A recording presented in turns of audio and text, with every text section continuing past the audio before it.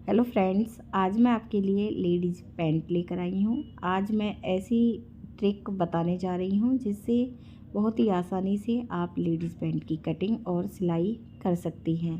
तो सबसे पहले हम फ्रंट पीस की कटिंग करेंगे। फ्रंट पीस के लिए फैब्रिक को एक बार फोल्ड करना है। तो मैंने यहाँ पे फैब्रिक को एक बार फोल्ड किया है और साइड से एक्स्ट्रा फैब्रिक की कटिंग करनी है। तो यहाँ पे मैंने फ्रंट पीस के लिए फैब्रिक फोल्ड करके कट की है। लेंथ लेनी है। जैसे कि पैंट मैं बना रही हूँ 34 इंच की, तो इंची टेप को 2 इंच ऊपर की तरफ करना है क्योंकि मैं 2 इंच की इसमें बेल्ट ऐड करूँगी। और 34 इंच पर हमें लाइन ड्रॉ करनी है। जिस भी लेंथ की बनाए पहले फिक्स मार्क करें और इसके बाद बॉटम पार्ट से मैं इसे 2 इंच फोल्ड करूँगी। तो यहाँ पे मैंने इस लाइन से 2 इंच की दूरी पर दूसरी लाइन ड्रॉ की है। तो पहले मैंने फिक्स मार्क किया है 34 इंच पर और फिर मैंने 2 इंच फैब्रिक बॉटम पार्ट से फोल्ड करने के लिए ऐड की है। अब हम ड्राफ्टिंग करेंगे कमर की। जैसे कि कमर साइज है 32 इंच, तो 32 का फोर्थ हुआ 8 इंच और 2 इंच फैब्रिक हम अधिक ऐड करेंगे, तो यहाँ पे हम 10 इंच पे मार्क करेंगे। अब हमें आसन की लेंथ लेनी है। आसन की लेंथ हिप मेजरमेंट के अकॉर्डिंग रखेंगे। हिप मेजरमेंट है 36 इंच, तो 36 का हमें तीसरा हिस्सा लेना है 12 इंच। तो इंची टेप को 2 इंच ऊपर की तरफ करेंगे और 12 इंच पे हमें मार्क करके लाइन ड्रॉ करनी है और इस लाइन को खुली साइड की तरफ ड्रॉ करेंगे और यहाँ पे 1.5 इंच पर गोलाई करनी है।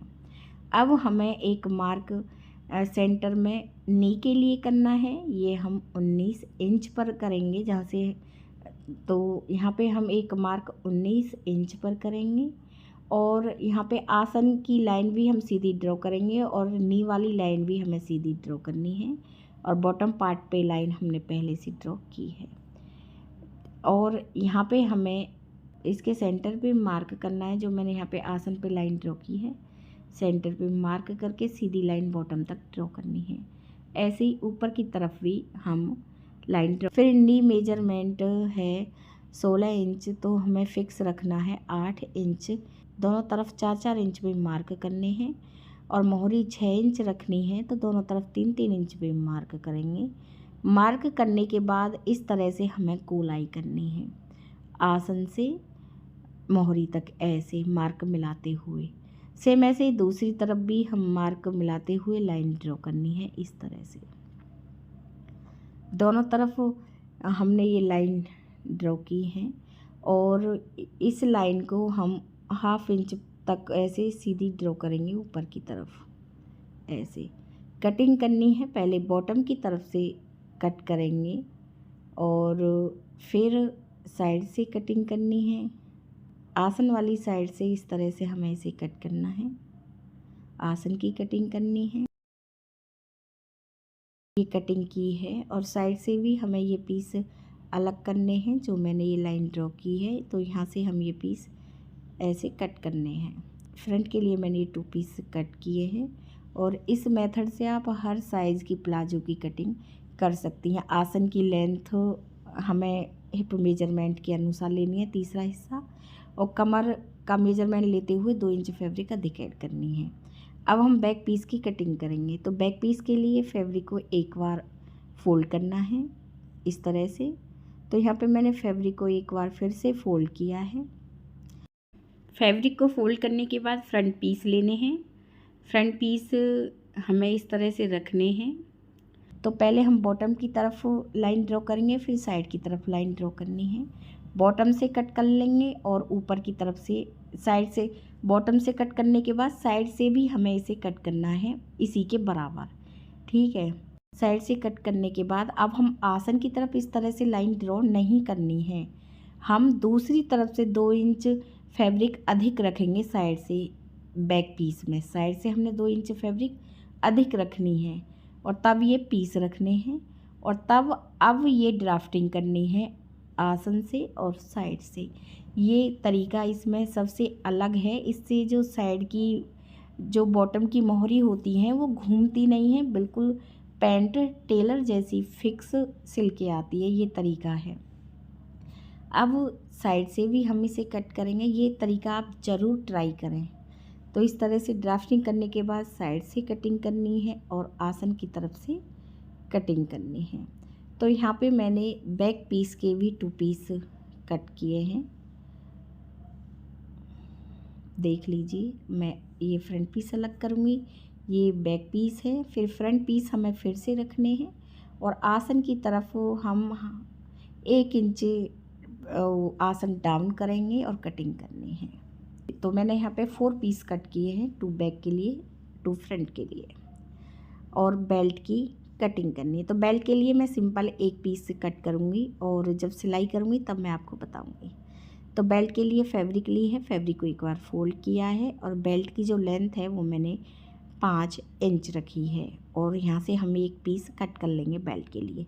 यदि ज़रूरत पड़ेगी तो और बेल्ट हम कट कर लेंगे। तो अभी मैंने 1 पीस बेल्ट के लिए कट किया है। अब इसकी सिलाई करनी है।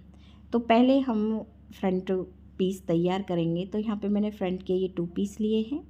एक पीस को सीधी तरफ से रखना है और दूसरे पीस को उल्टी तरफ से रखना है और 1/2 इंच की दूरी पर आसन पर सिलाई लगानी है।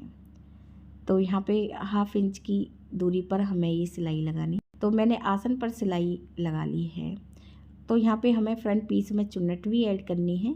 तो यहाँ से हम 4 इंच पर मार्क करेंगे और लेंथ यहाँ पे रखेंगे 5 इंच और इस तरह से हमें इसमें 1.5 इंच की ये चुन्नट ऐड करनी है। ऐसे दूसरी तरफ भी मार्क करके लाइन ड्रॉ करेंगे और चुन्नट पर सिलाई लगानी है। एक तरफ की चुन्नट पर मैंने सिलाई लगा ली है।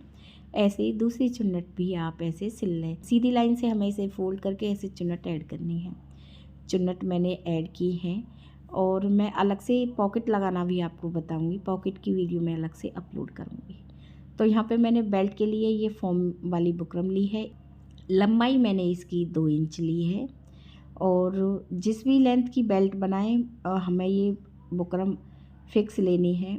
और फिर हमें सिंपल फैब्रिक वाली बेल्ट को इस तरह से ऐड करना है। बेल्ट को हमें सीधी तरफ से रखना है और इस पीस को भी हम सीधी तरफ से रखेंगे और सिलाई लगाएंगे। तो यहाँ पे मैंने सिंपल बेल्ट को ऐड किया है फैब्रिक वाली को। फिर हमें ये फॉर्म रखनी है इस तरह से बेल्ट में और ऊपर से हम इस बेल्ट को भी 1/2 इंच फोल्ड करेंगे। इस बेल्ट को फिर हमें ऐसे फोल्ड करना है और दूसरा फोल्ड 1/2 इंच पर करना है और सिलाई लगानी है। तो इस तरह से फोल्ड करने के बाद हम ये सिलाई लगाएंगे। तो यहाँ पे मैं ये सिलाई लगा रही हूँ। बेल्ट को रखना है और फैब्रिक वाली बेल्ट को 2 बार फोल्ड करना है। पहला फोल्ड 2 इंच पर, दूसरा फोल्ड 1/2 इंच पर। इस तरह से फोल्ड करते हुए हमें सिलाई लगानी है। तो ये बेल्ट लगाने का सबसे आसान तरीका है और यदि आपको समझने फिर भी कोई भी परेशानी हो आप कमेंट करके हमें पूछ सकती हैं। तो यहाँ पे मैं बेल्ट ऐड कर रही हूँ। मैंने बेल्ट ऐड कर ली है। इसके बाद इसमें मैंने पॉकेट ऐड की है बैक फ्रंट पीस में, पर वो मैं वीडियो अलग से अपलोड करूँगी इसलिए मैं यहाँ आपको नहीं दिखा रही हूँ। हमें ये बैक पीस लेने हैं। एक पीस को हमें सीधा रखना है, दूसरे पीस को हमें उल्टी तरफ से रखना है और सिलाई लगानी है। 1/2 इंच की दूरी पर हमें ये सिलाई लगानी है। तो यहाँ पे मैंने 1/2 इंच की दूरी पर ये सिलाई लगाई है। इस पीस को हमें सीधा करना है और अब हमें इसमें बेल्ट ऐड करनी है। तो इस पीस को सीधा रखेंगे और हमें बेल्ट को सिंपल ही हमें इसे ऐड करना है क्योंकि इसमें हमें इलास्टिक ऐड करनी है। तो यहाँ पे हम इसमें बुकरम ऐड नहीं करेंगे। तो पहले बेल्ट को फोल्ड करना है 1/2 इंच, फिर इस पीस को रखना है, फिर बेल्ट को 2 इंच पे फोल्ड करना है, फिर 1/2 इंच पर इस तरह से और सिलाई लगानी है। इसी तरह से आप पूरी बेल्ट को ऐड कर लें। तो बैक पीस में मैंने बेल्ट को ऐड कर लिया है। अब इलास्टिक इसमें ऐड करनी है। जो भी कमर मेजरमेंट है उसका 1/2 से 1-2 इंच आप कम रखें इलास्टिक और इसे किसी पिन की सहायता से इलास्टिक ऐड करके दोनों तरफ सिलाई लगा लें। अब लास्टिक की वीडियो भी मैं ज़रूर अपलोड करूँगी। अभी मैं इसमें लास्टिक ऐड नहीं कर। इस पीस को सीधा रखना है, बैक पीस को उल्टी तरफ से रखेंगे और हमें बेल्ट छोड़ने के बाद हमें ये मोहरी तक सिलाई लगानी है। और इसी तरह से दूसरे पीस में भी ये सिलाई, दूसरी तरफ भी हमें सेम ऐसे ही सिलाई लगानी है। तो मैं दूसरी तरफ भी ये सिलाई लगा रही हूँ। तो बेल्ट को छोड़ने के बाद ये सिलाई लगानी है, इसमें इलास्टिक ऐड कर लें। एक तरफ मैंने सिलाई लगा ली है, अब दूसरी तरफ इसमें हमें सिलाई लगानी है। तो यहाँ पे मैंने इसमें दोनों तरफ ये सिलाई लगा ली है। अब हमें बॉटम से मोहरी फ़ोल्ड करनी है। जितनी फैब्रिक हमने मोहरी में फ़ोल्ड करने में रखी है उतनी ही फैब्रिक हमें ये फ़ोल्ड करनी है। तो पहला फ़ोल्ड 1/2 इंच पर, दूसरा फ़ोल्ड हम 1.5 इंच पर करेंगे। इस तरह से हमें मोहरी को फ़ोल्ड करना है। दोनों तरफ की मोहरी फ़ोल्ड कर लें। तो यहाँ पे मैं मोहरी पर सिलाई लगा रही हूँ। मोहरी फ़ोल्ड करने के बाद अब हम ये अच्छे से इस तरह से फ़ोल्ड करेंगे। खुली साइड की तरफ हम दोनों पीस बराबर रखेंगे और तब हमें मोहरी पर मार्क करना है 6 इंच पर। ऐसे दूसरी तरफ भी मार्क कर लें और 1/2 इंच की दूरी पर मार्क करने के बाद इस लाइन को थोड़ा तिरछा ड्रॉ करेंगे, 1/2 इंच पर रखेंगे सिलाई। तो इस तरह से 1/2 इंच की दूरी पर हमें मोहरी से लेकर आसन और आसन से लेकर दूसरी मोहरी तक सिलाई लगानी है।